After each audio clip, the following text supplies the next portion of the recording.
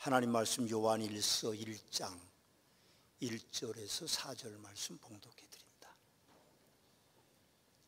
요한일서 1장입니다. 태초부터 있는 생명의 말씀에 관하여는 우리가 들은 바요, 눈으로 본 바요, 자세히 보고 우리의 손으로 만진 바라. 이 생명이 나타나신 바 된지라. 이 영원한 생명을 우리가 보았고 증언하여 너희에게 전하노니 이는 아버지와 함께 계시다가 우리에게 나타나신 바 된 이시니라. 우리가 보고 들은 바를 너희에게도 전함은 너희로 우리와 사귐이 있게 하려 함이니 우리의 사귐은 아버지와 그의 아들 예수 그리스도와 더불어 누림이라.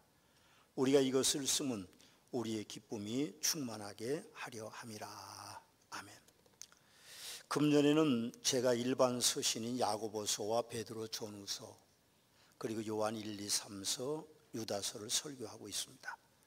지난 주일까지 야고보서와 베드로 전후서를 말씀을 전해드렸고, 그리고 오늘은 요한 1서를 시작합니다. 약 11주 동안 요한 1서를 통해서 하나님의 은혜를 누리기를 원합니다. 요한 1, 2, 3서는 예수님의 제자인 요한이 모든 성도들에게 AD 85년에서 96년 사이에 에베소에서 목회하면서 보낸 서신입니다. 물론 그 시절에 요한복음도 그리고 요한계시록도 이제 서신으로 우리들에게 전해지고 있습니다. 이 요한 1서는 특별히 성도들의 교제 안에 담긴 하나님의 사랑의 선물에 대한 이야기들이 많이 담겨져 있습니다. 그 사랑을 위하여 성도들이 하나님과 아름다운 사랑의 교제를 위하여 하나님께 순종하고 진리를 추구하는 생활로 결국 하나님의 형상을 힘입도록 만들기 원하는 것이 요한 1서의 주제입니다. 요한 사도는 그 첫 번째로 예수님과 더불어 누려라, 그렇게 우리에게 말씀하고 있습니다. 여러분, 요한 사도는 예수님과 더불어 누리는 것은 예수님을 모신 것이다, 그렇게 우리에게 말씀하고 있습니다. 1절 말씀해 보니까 태초부터 있는 생명의 말씀에 관하여는 우리가 들은 바요, 눈으로 본 바요, 자세히 보고 우리 손으로 만진 바다, 그렇게 말씀하고 있습니다. 이 말씀은 예수님이 창조주라는 말씀과 같은 것입니다. 하나님은 세 분이십니다. 성부 하나님, 성자 하나님, 성령 하나님. 이 세 분이 한 분 하나님으로 불리워지는 것이죠. 그것을 신학적인 용어로는 삼위일체라고 그렇게 말합니다. 그래서 우리가 하나님을 부르실 때 삼위일체 하나님이다, 그렇게 부릅니다. 창세기 1장 26절에서 28절 말씀에 보면 하나님이 이르시되 우리의 형상을 따라 우리의 모양대로 우리가 사람을 만들자, 그렇게 말씀하고 계심을 봅니다. 그리고 하나님이 그들에게 복을 주시고 생육하고 번성하여 땅에 충만하라, 땅을 정복하라, 바다의 물고기와 하늘의 새와 땅에 움직이는 모든 생물을 다스리라고 그렇게 말씀하셨습니다. 그 하나님이 이 땅에 오셨습니다. 요한 사도는 2절에서 이는 아버지와 함께 계시다가 우리에게 나타나신 바 된 이신이라, 그렇게 말씀하고 계십니다. 요한은 본문 1절에서 4절 말씀에 우리라는 단어를 무려 9번이나 사용하고 있습니다. 짧은 4구절 안에 우리라는 단어를 여러 번 사용하고 있죠. 여러분, 그분의 의도가 어디에 있을까 하고 제가 잠시 묵상을 해보니까 예수님을 태초로부터 있는 하나님이라고 강조하고 성도들이 사랑으로 하나가 되는 우리가 되어야 한다는 말씀들이 그분의 그 9번의 우리라는 말을 사용하는 내용 속에 담겨 있는 것 같습니다. 요한 사도의 표현대로 여러분과 제가 우리가 우리에게 우리와 같이 부르면서 예수님과 더불어 누리면서 산다면 그 인생은 참 행복한 인생, 최고 행복한 인생이라고 저는 그렇게 생각합니다. 우리는 3주 만에 예배를 드리고 있습니다. 물론 50명이 차서 교육관에서 예배를 드리는 분들은 다른 때보다 10분 일찍 왔는데요, 그렇게 얘기해도 소용없습니다. 50명까지만. 우리 교회는 정부 방역보다 훨씬 더 철저하게 방역을 지키고 있습니다. 들어오실 때 손소독 자동으로 하죠. 발열 체크하죠. 그리고 교인 체크하죠. 그래서 들어와서도 마스크는 절대로 벗지 않습니다. 그리고 악수도 하지 않고 주먹 악수만 하고 거리를 두고 앉아서 예배를 드립니다. 우리가 50명이라는 인원 제한을 받지만 대면 예배를 드리고 있습니다. 이제 여러분들이 교회에 드디어 오시기 시작했습니다.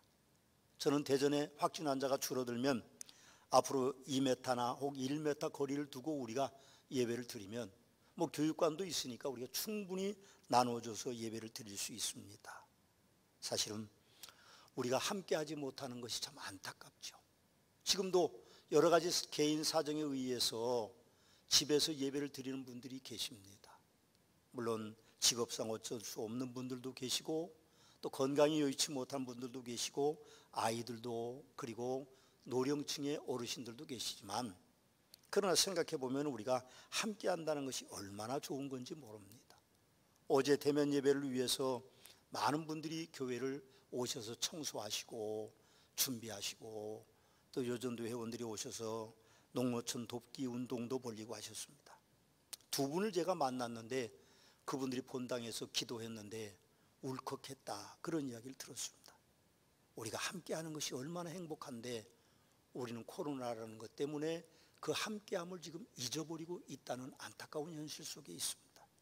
그러나 우리는 예수 그리스도와 더불어 누림으로 삶으로 우리와 같은 그런 단어들을 우리가 쓸 수 있다는 것이 참 행복한 것입니다. 여러분, 우리가 드리는 예배 현장은 예수님과 더불어 누림의 축복인 것입니다. 저는 아멘하고 싶습니다. 아멘입니다. 사랑하는 서문학교 성도 여러분, 여러분들이 예수님과 더불어 누리며 살아가고 계신지 모르겠습니다. 요한 사도께서는 예수님과 더불어 누리고 살아간다면 하나님과 함께 사는 것이라고 태초에라는 말씀을 1절에 사용하고 있습니다. 또 요한 사도는 예수님과 더불어 누리면 생명의 말씀을 얻는 것이다 라고 1절 중간에 그렇게 말씀합니다. 태초부터 있는 생명의 말씀에 관하여는 그렇게 말하는데 그 생명의 말씀은 예수 그리스도, 그 로고스라고 하는 헬라어의 단어를 말하는 것입니다. 요한 사도는 요한복음 1장 1절에서 태초에 말씀이 계시니라, 이 말씀이 하나님과 함께 계셨으니 이 말씀은 곧 하나님이시니라고 그렇게 말씀하고 계십니다. 하나님께서는 말씀으로 세상을 창조하셨죠. 빛이 있으라 하니까 빛이 있었고 물과 물이 나누고 묻이 드러나라고 말씀하시니까 물과 물이 나누어지고 묻이 드러났습니다. 그리고 달과 별이 있으라 말씀하시니까 그대로 되었습니다. 그렇습니다. 바로 그 하나님은 말씀으로 세상을 창조하셨습니다. 근데 그 말씀 되시는 예수 그리스도께서 인간의 몸으로 하나님이 이 땅에 오셔서 이 땅에 오셔서도 생명의 말씀으로 기적과 이적들을 이루셨습니다. 수를 셀 수 없이 많죠? 많습니다. 그러나 다 할 수는 없습니다. 여러분, 오늘 가나의 혼인잔치가 물이 변화의 포도주가 되는 기적으로 시작해서 예수님은 광풍을 잠잠하게 하셨고 귀신 들린 사람의 귀신을 내어 쫓으셨고 병든 자의 병을 낫게 하셨습니다. 예수님은 말씀으로 그와 같은 놀라운 역사들을 이루셨습니다. 심지어는 죽어서 썩어가는 나사로를 향하여서도 나사로에 나오느라 할 때 나사로가 배를 동인 채로 나왔다고 말합니다. 회당장 야이로의 딸이 죽어서 애곡하고 있을 때, 통하고 있을 때에 울지 말라고 이 아이가 잔다고 말씀하시고 달리다고 소녀야 일어나라 했을 때 그 소녀는 살아서 일어났습니다. 말씀으로 일어난 일들이죠. 여러분, 우리는 생명의 말씀을 누리고 살아가고 있습니다. 사랑하는 서문학교의 성도 여러분, 예수님과 더불어 누리며 사는데 우리 안에 진짜 생명의 말씀이 있는지 모르겠습니다. 이 생명의 말씀을 저는 약간의 문제가 있지만 둘로 나누려고 합니다. 생명으로 나누고 말씀으로 나누려고 하는데 그 생명은 곧 뭔가 하면 구원함에 있는 영생을 말씀하는 겁니다. 우리가 예수 그리스도를 구세주로 믿음으로 말미암아 구원을 받습니다. 영생하는 삶을 살죠. 고린도후서 5장 17절에는 그런즉 누구든지 그리스도 안에 있으면 새로운 피조물이라 이전 것은 지나갔으니 보라 새 것이 되었도다라고 말씀하심으로 말미암아 예수님과 더불어 누림은 천국 백성으로 거듭나는 것을 말씀하셨습니다. 생명입니다. 예수는 생명이시죠. 우리가 예수 그리스도를 구세주로 믿으면 우리는 영생함을 얻습니다. 두 번째는 우리에게 말씀입니다. 생명의 말씀인데 말씀과 생명을 나누어서 보면 말씀은 곧 능력이십니다. 말씀으로 세상을 창조하셨고 말씀으로 예수님이 이 땅에 오셔서 모든 기적과 이적을 이루셨습니다. 그런데 예수님은 놀랍게도 천국에 올라가시면서 뭐라고 말씀하셨는가 하면 내가 한 일보다 더 큰 일을 너희들이 이룰 것이다. 그렇게 우리에게 말씀하셨어요. 우리는 능력이 있습니다. 하나님의 말씀을 사용할 수 있는 권한을 우리에게 주고 가시는 것입니다. 누가복음 10장에 보면 70인의 제자들을 파송하셨습니다. 그리고 말씀하시기를 내가 어느 집에 가든지 그 집에 평안을 빌라. 너희들이 비는 평안이 그 집에 임할 것이고 그들이 거절하면 그 평안이 너희에게 올 것이라고 하는 권세를 우리에게 주셨습니다. 말씀은 권세입니다. 우리는 말씀을 이용할 줄 아는 성도들이 돼야 됩니다. 귀신을 향하여서 예수 그리스도의 이름으로 명령하면 귀신이 떠나가고 병든 자를 향하여서 예수 그리스도의 이름으로 기도하면 놀라운 기적과 이적이 일어납니다. 우리 삶의 현장에도 예수 그리스도의 이름으로 나아가면 놀라운 역사가 능력으로 나타나게 되는 것입니다. 여러분, 오늘 사도 요한은 우리에게 그렇게 말합니다. 들은 바고 눈으로 본 바고 자세히 보았고 우리의 손으로 만진 바다, 그렇게 이야기하고 있습니다. 요한은 예수님의 사랑을 다른 제자들과 다르게 유별나게 많이 받은 제자였습니다. 예수님께서 갈릴리에서 어부인 그를 부르셨습니다. 그리고 요한은 기도하러 가실 때도 어디 가실 때도 예수님은 항상 요한을 데리고 다니셨습니다. 예수님께서 겟세마네 동산에서 로마의 군병들과 제사장의 군병들에게 잡힐 때도 요한은 함께 하다가 혼이불만 덮고 가다가, 혼이불이라고 하는 것이 우리 이불처럼 뒤집어 쓰고 자는 게 아니라 그 사람들은 통으로 짠 겉옷을 입습니다. 근데 속옷을 안 입었어요. 그러니까 그걸 덮어 쓰고 있다가 잡히게 생겼으니까 벗어 던지고 스트리킹을 했습니다. 어쩌면 현대판 스트리킹의 원조가 바로 요한 사도입니다. 부활하신 예수님의 품에 요한은 안겨 있었습니다. 제자들이 물었습니다. 이는 언제까지 있을 겁니까? 그렇게 시기와 질투를 받을 만큼 요한은 예수님의 사랑을 많이 받은 사람입니다. 승천하신 후에 로마의 제국에 박해가 있을 때도 AD 96년까지 가장 오래 산 사도가 바로 요한입니다. 그만큼 예수님의 사랑을 많이 받았죠. 마지막에 요한계시록 기록할 때 그는 주일날 밤모섬에서 홀로 예배를 드리다가 하나님 나라의 들려올림을 받고 미래에 대한 말씀을 듣고 보고 와서 요한계시록을 기록했습니다. 요한은 그렇게 예수님과 더불어 누림으로 최고의 행복한 인생을 살았습니다. 우리도 예수님과 더불어 누리고 산다면 요한처럼 행복한 인생을 살게 될 것입니다. 여러분 모두에게 그런 축복이 있게 되시기를 예수님의 이름으로 축원합니다. 아멘입니다. 요한 사도는 예수님과 더불어 누리면 또 우리가 전도자가 된다고 말씀합니다. 3절 말씀을 함께 보시겠습니다. 우리가 보고 들은 바를 너희에게도 전함은 너희로 우리와 사귐이 있게 하려 함이니 우리의 사귐은 아버지와 그의 아들 예수 그리스도와 더불어 누림이다. 그렇게 말씀합니다. 여러분, 사람은 자기의 관심사를 남에게 말하게 돼 있습니다. 어제 여전도에서 농촌 돕기 일환으로 포도를 한 차를 팔았습니다. 저는 몰랐습니다. 토요일날 식사를 하러 가는데 목사님, 내일 우리 교회 부목사님이었던 분 시음하는 농촌교회에서 포도가 온답니다. 아, 그래요? 난 몰랐는데요. 그랬더니 더 이상 살 수 없답니다. 이미 여전도회가 다 이름 써놓고 그래서 다 판매가 끝났답니다. 그래서 나도 한 상자 사야 되겠는데 집사람한테 전화, 우리도 한 상자 삽시다. 살 수가 없답니다. 다행히 한 상자를 여전도에 저에게 주어서 어제 저녁과 오늘 아침에 잘 먹었습니다만 우리의 관심사는요, 남에게 말하게 돼 있습니다. 여전도회가 어떻게 그렇게 많은 포도를 한꺼번에 팔 수 있습니까? 입소문이 난 거죠. 포도는 백화산 포도다. 그래서 몇 년 전부터 우리가 그렇게 농어촌 돕기 일환으로 하고 있습니다. 여러분 생각해 보면 우리의 관심사가 어디에 있는지 알 수 있어요. 어떤 장로님이 파마를 멋지게 하고 오셨어요. 그래서 내가 물었습니다. 어디서 파마를 했냐? 시내에서 했대요. 그리고 내가 보니까 너무 멋있어서 나도 가고 싶은 생각이 조금 드는데 파마하고 나타나면 또 조금 이상할 것 같아서 제가 아직은 못하고 어느 날 또 파마를 하고 나타날지도 모르죠. 그럼 생각해 보면 우리의 관심사는 우리 속에 있는 것이 밖으로 드러나고 말하게 돼 있습니다. 예수님이 우리 속에 진짜 계신다고 하면 우리는 예수님에 대해서 말할 수밖에 없습니다. 누가 뭐라고 해도, 누가 반대해도, 핍박하고 아니면 협박하고, 그리고 어떤 일들이 일어난다 할지라도 우리는 예수님과 더불어 살면요, 우리 속에서 예수님 얘기가 나올 수밖에 없어요. 손님이 와도 예수님 얘기, 그리고 택시를 타도 예수님 얘기, 사람을 만나도 우리는 예수님 얘기를 해야 됩니다. 전도는 배워서 하는 것이 아닙니다. 물론 배우면 더 조리 있게 잘할 수 있지만 우리의 입술을 통해서 그 사람의 영생이 주어지는 것이 아니라 우리는 예수 그리스도를 말함으로 말미암아 그 사람의 마음의 문이 열리고 예수 그리스도를 구세주 영접한 그 마음속에 영생하는 축복이, 주님이 임재하는 주 안에 그리스도께서 그 안에 들어가는 놀라운 역사들이 예수님의 이름으로 성령의 역사로 이루어지는 것입니다. 여러분, 우리는 예수님이 우리 안에 계시면 우리 삶의 관심사의 제1순위가 예수님이기 때문에 우리는 예수님을 증거할 수밖에 없는 것입니다. 이제 추석이 며칠 안 남았습니다.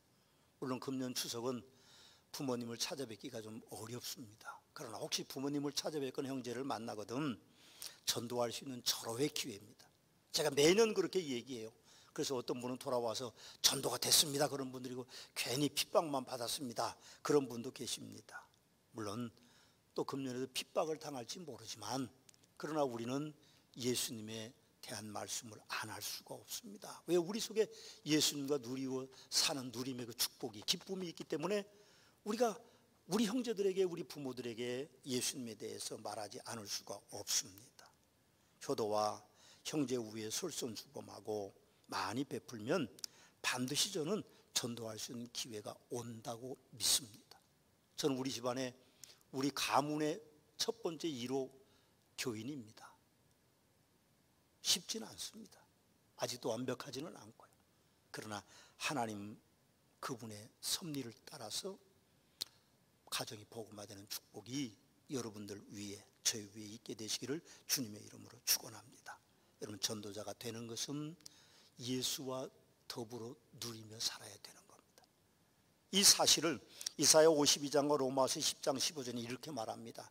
보내심을 받지 아니하였으면 어찌 전파리요, 기록된 바 아름답도다, 좋은 소식을 전하는 자의 발휘함과 같다고 말합니다.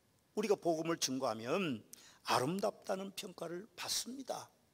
그런 축복이 하나님께로부터 임하기 때문에 우리는 예수를 그리스도라고 증거해야 됩니다. 또한 요한 사도는 예수님과 더불어 누리면 서로 사랑하게 된다고 우리에게 그렇게 말씀합니다. 3절을 보면 우리가 보고 들은 바를 너희에게도 전함은 너희로 우리와 사귐이 있게 하려 함이니 우리의 사귐은 아버지와 그 아들 예수 그리스도와 더불어 누림이다. 그렇게 이야기합니다. 너희로 우리와 사귐이 있게 하려 함이니, 그렇게 말씀하시는 것은 바로 우리가 서로 사랑함에 대한 이야기를 합니다. 사귐이라는 말은 헬라어로 코이노니아입니다. 하나님과의 교제, 예수님과의 교제, 그리고 성령님과의 교제, 그리고 마지막으로 성도들끼리의 사랑, 교제, 사귐, 코이노니아가 있어야 된다는 말입니다. 혹시 성도라고 하면서 아직도 사랑이 없으면 그의 영적인 근본이 매우 의심스러운 겁니다. 사랑이 있어야 돼요. 좀 부족해도, 좀 지나쳐도 우리는 우리 안에 사랑이 있어야만 됩니다. 그래서 하나님의 말씀에는 내가 사람의 방언과 천사의 말을 할지라도 사랑이 없으면 소리나는 구리와 울리는 꽹과리가 되고, 내가 예언하는 능력이 있어 모든 비밀과 모든 지식을 알고 또 산을 옮길 만한 모든 힘이 있을지라도 사랑이 없으면 내가 아무것도 아니요 합니다. 내가 내게 있는 모든 것을 구제하고 내 몸을 불사르게 내어줄지라도 사랑이 없으면 내게 아무 유익이 없다고 말씀하고 계십니다.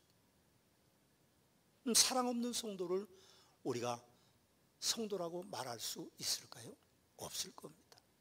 사랑하는 성도 여러분, 예수님과 더불어 누리고 살아가고 있다고 하면 여러분 안에 진짜 사랑이 넘쳐야 됩니다. 요한 사도는 또한 예수님과 더불어 누리고 살면 우리의 기쁨이 충만하게 된다고 하십니다. 4절 말씀을 보십시오. 우리가 이것을 쓰면 우리의 기쁨이 충만하게 하려 함이라 그렇게 말씀하는데, 기쁨이라는 헬라어의 단어는 카라입니다. 카라라고 하는 말은 내적으로 깊이 느껴지는 즐거움을 말합니다. 즉 활기 있게 살아가도록 만들어주는 마음속의 에너지를 말합니다. 이런 복음성가의 가사와 같이 내게 강 같은 평화, 내게 바다 같은 사랑이 넘치는 기쁨이 충만한 삶을 말씀하고 있는 거죠. 성도는 어떤 어려운 일을 당해도, 어떤 상황을 만나도 심연의 기쁨 속에서 은혜가 솟아올라서 그의 삶 속에 사랑이 넘치는 기쁨이 충만한 삶으로 이어지게 되는 것입니다. 그렇습니다. 옳습니다. 예수님과 더불어 살고 있다는 것이 최고로 행복한 인생을 살아가고 있는 것입니다. 사랑하는 서문학교의 성도 여러분, 여러분들 속에 기쁨이 충만한지 모르겠어요. 나는 기쁨이 없다, 너무 삶이 힘들다, 너무 어렵다. 여러분들이 다시 한번 여러분들을 되돌아보십시오. 가난한 성도들에게 기쁨이 없은 시절이 기독교 역사에 없었습니다. 고난당하는 이들 속에 기쁨이 없었던 적이 기독교 역사에 없었습니다. 심지어는 순교당하면서까지 그 속에서 기쁨이 있어서 네로 황제는 순교자들의 얼굴에 목 잘린 얼굴을 보면서도 이놈들은 왜 죽어가면서 웃냐고 말할 정도로 그리스도인의 기쁨이 있어야 됩니다. 좀 가난하면 어떻습니까? 병든 상태면 어떻습니까? 사업이 어려우면 어떻습니까? 우리는 기쁨을 잃지 말아야 됩니다. 하나님께서 우리에게 주신 것은 예수 그리스도 그분이십니다. 그분과 누리며 살아간다고 하면, 더불어 누리고 살아간다고 하면 우리는 기쁨을 잃지 않을 것입니다. 저는 중학교 3학년 때 예수님을 만났습니다. 예수님께서 교회 지하실에서 기도하고 있는 저를 찾아오셨습니다. 예수님을 만난 후 지금까지 저는 예수님과 더불어 누리고 살고 있습니다. 예수님이 찾아오시기 전에 저는 저의 온 세상은 잿빛과 같았습니다. 앞으로 내가 어떻게 살 것인가? 또 무엇을 하면 살 수 있을 것인가? 어떻게 살아갈 것인가? 어떤 일을 할 수 있을 것인가? 온통 세상이 잿빛과 같았습니다. 그러나 주님은 저를 찾아오셨습니다. 그 후에 제 삶은 예수님과 더불어 사는 것입니다. 내가 그리스도 안에, 그리스도 내 안에 있는 놀라운 축복이 저에게 일어나기 시작했고, 제 힘으로 사는 인생이 아님을 경험합니다. 물론 그 후에도 제가 부족하여서 여러 번 나의 인생에 대한 회의와 갈등을 드러내고 살았습니다. 심지어는 신학을 공부할 때도, 목회 초년기에도 인생에 대한 회의와 갈등을 안고 산 적도 있습니다만, 그런데 지나온 시간들을 되돌아보니 예수님께서는 단 한 번도 저를 떠나지 않으셨습니다. 단 한 번도 떠나지 않으셨습니다. 저는 지금도 예수님과 더불어 누리며 살아가고 있습니다. 예수님과 더불어 누리면 하나님과 함께 사는 것입니다. 그런 이유 때문에 저는 천국 가서 주님을 뵙는 그날까지 행복한 인생으로 기쁘게 살아갈 것입니다. 여러분, 예수님을 만나셨습니까? 예수님과 더불어 누리면서 살아가고 계신지 모르겠습니다. 여러분들이 예수님 만나셨다면 더불어 누리며 사는 데까지 예수님께 가까이 가십시오. 그분 안에 들어가십시오. 그러면 여러분들의 삶이 카라입니다. 기쁨이 될 것입니다. 영원토록 예수님과 더불어 누림으로 기쁨이 충만한 삶이 이어지게 되시기를 우리 주 예수 그리스도의 이름으로 축원합니다. 기도하시겠습니다.